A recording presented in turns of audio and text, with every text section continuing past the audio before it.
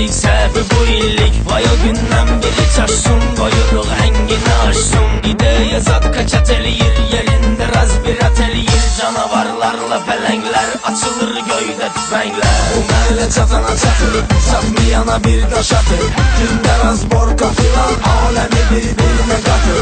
Bu məhlə çatana çatır, satmayana bir daş atır. Gündə raz borka filan, aləmi bir-birinə qatır.